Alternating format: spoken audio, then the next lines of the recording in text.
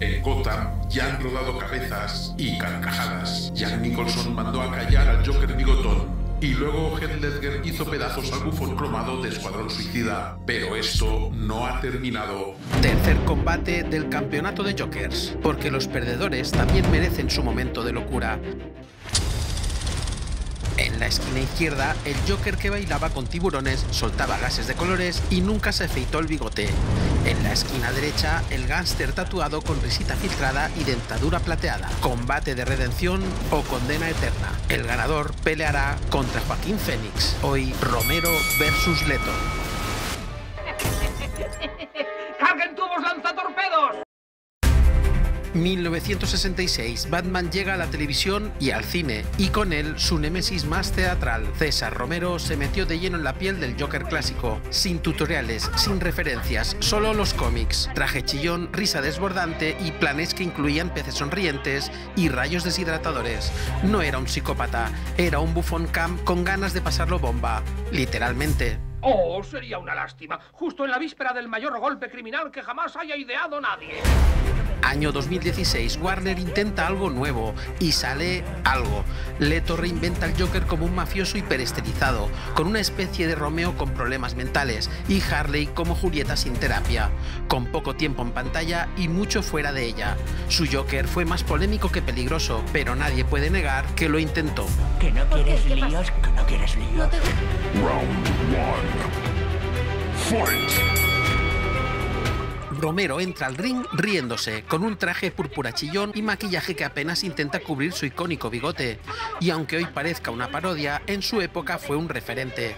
Un Joker de matiné, un villano con el nivel de amenaza de una broma de payaso en una fiesta infantil.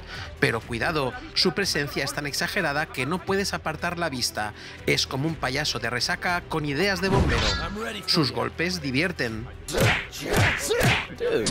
Leto, en cambio, entra en cámara lenta con abrigo de cocodrilo, torso tatuado y risa ensayada en el espejo. Se cree un gángster salido de un videoclip, pero más que intimidar parece que quiere alardear. Su apariencia es más influencer dark que criminal temido, y el damaget en la frente es tan sutil como un "no gracias" de tu jefe como respuesta a un aumento de sueldo. Sus golpes aburren. Romero no da miedo, pero no lo pretende. Leto sí lo pretende y no lo consigue. Punto para Romero por coherencia, carisma retro y por no tomarse demasiado en serio. Ganador del asalto, César Romero. No, amigos, haced las paces. Estrechémonos las manos. ¡Ah! Oh, una broma al día mantiene la alegría. Round 2. Fight. César Romero es el Joker de otra era, el de las onomatopeyas pintadas, un Joker que salta, baila y gesticula como si estuviera en un musical psicodélico, y aunque parezca ridículo, es lo esperado, porque se entrega al papel con una alegría contagiosa. Sus golpes son adecuados. Leto, en cambio, hace de su método una penitencia para todos. Se metió tanto en el personaje que sus compañeros de reparto pensaron en llamar al exorcista. Mandó regalos perturbadores, habló raro, actuó aún más raro. Y cuando llegó la hora de brillar, apenas salió 10 minutos. Mucho hype, poca entrega, casi ningún recuerdo. Sus golpes no acaban de dar en el blanco. Romero fue 100% compromiso con el tono de la serie. Leto 100% compromiso con una intensidad mal dirigida. Romero te hace sonreír con su locura. Leto te hace fruncir el ceño con la suya. Asalto para César Romero por tener coherencia dentro de lo absurdo.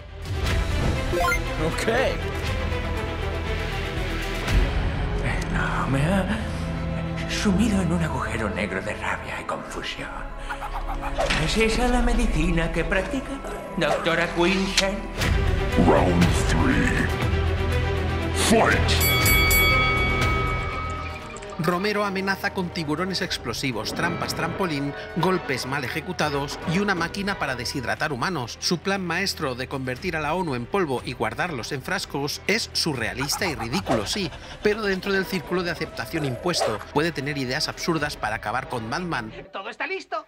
Él pone el pie aquí, mi caja secreta de la sorpresa se dispara y le lanza por la ventana para que caiga al mar en los brazos expectantes del pulpo explosivo del pingüino.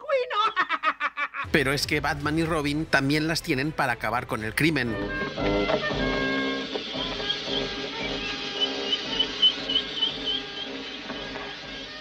Hay días en que no sabe uno cómo deshacerse de una bomba. Sus golpes no dan esperanza de KO. Leto, por su parte, presume de armas, poder y Harley Quinn, pero nunca lo vemos hacer algo realmente temible.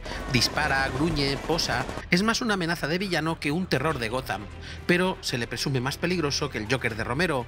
Sus acciones delictivas, aunque sutiles, son de mayor rango. Es por ello que presenta pelea.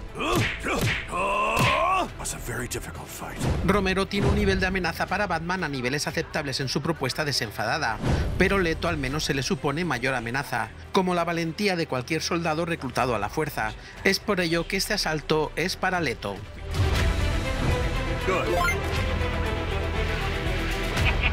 Me temo que no les haga mucha gracia nuestro sentido del humor. Round 4. Fight. Sí, esto pasó. Y no fue un mal viaje de LSD, fue la película de 1966. El Joker, junto al resto de villanos, logra reducir a polvo a todos los representantes de la ONU con una máquina deshidratadora. Un plan tan ridículamente osado que no sorprende. El mundo literalmente queda en manos del bufón del crimen. Y aunque la lógica se toma vacaciones, el impacto es innegable. No usa puños, no usa pistolas, usa ciencia loca, colores brillantes y la ONU echa talco. Una escena que convierte la ridiculez en poder. Un Hadouken retro, sí, pero el único disponible. Qué modo más horrible y astuto de secuestrar a 9 hombres en un edificio tan perfectamente protegido. La escena más emocionalmente potente del Joker de Leto no es una donde hable ni donde grite, sino donde actúa. Harley, aún como Dra. Quinzel, se lanza a los químicos tras declararle su amor. Y el Joker, ese Joker frío, calculador, narcisista, titubea. Por un instante, luego se lanza tras ella. Ambos flotan entre sustancias tóxicas como si estuvieran en una ópera macabra. El abrazo es químico, literal, romántico y aterrador. Es una distorsión retorcida del amor y la creación de su pareja más letal, visualmente impactante, narrativamente poderosa. Es el nacimiento de Harley Quinn, una escena que, pese a su brevedad, deja huella. Romero deshidrata diplomáticos y guarda su esencia en botellas. Leto renace como monstruo romántico dentro de un abrazo tóxico. Ambas escenas son definitorias de sus versiones, pero en este caso daremos una oportunidad a Leto, ya que la escena tiene más fuerza dramática.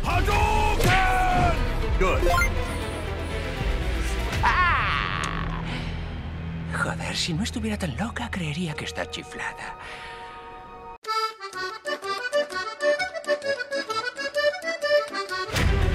Final round. Fight. 2 asaltos para Romero, 2 para Leto, combate disputado, pero cuando el humo se disipa y la sonrisa más siniestra se mantiene en pie, hay que mirar más allá del maquillaje, porque esto no va solo de carcajadas, sino de legado. Romero, con su bigote pintado de blanco, su risa estridente y su elegancia carnavalesca, es un Joker que no intenta intimidar, pero aún así lo logra. No necesita violencia gráfica ni miradas perturbadoras, le basta una risa exagerada, un plan ridículo y una presencia magnética. Representa una época donde el crimen era colorido, donde los villanos bailaban, reían y dejaban bombas con forma de caja sorpresa. Y aún así, nunca fue una caricatura desconectada. Romero convierte la exageración en identidad. Él era el Joker según los años 60. Un Joker sencillo, sí, pero entrañable. Un Joker que a día de hoy sigue inspirando cosplay, figuras de acción y sonrisas sinceras.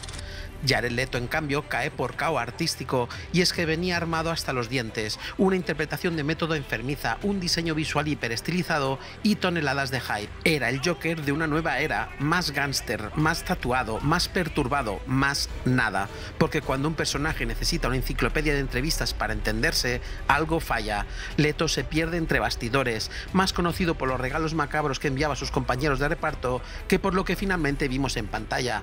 Y lo que vimos fue poco, muy poco. Poco tiempo, poca coherencia, mucha postura. Una actuación ahogada entre el montaje final de Escuadrón Suicida y las decisiones erráticas de una película que no supo qué hacer con su propio Joker.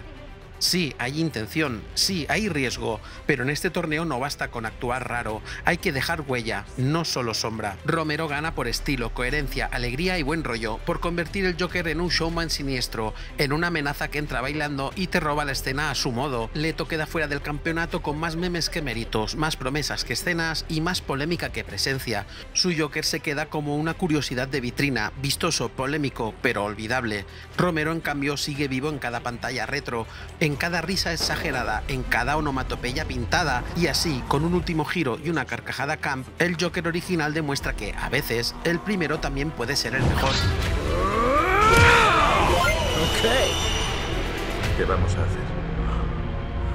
Ve a por el coche. Vamos a dar una vuelta.